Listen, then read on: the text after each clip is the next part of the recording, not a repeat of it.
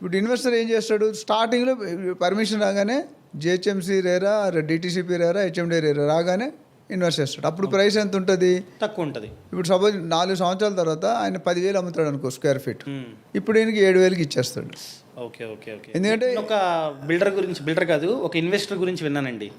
ఆయన తెల్లపూర్ లాంటి ఇంతకు ముందు ఆ ప్రాజెక్ట్ స్టార్టింగ్ లో స్క్వేర్ ఫీట్ 3,500 కొన్నాడంట. అవును, ఇప్పుడు దాన్నే 3,500 విలువైన ఫ్లాట్ ని 7,000 రూపాయలకి అమ్ముతున్నారు. డబుల్.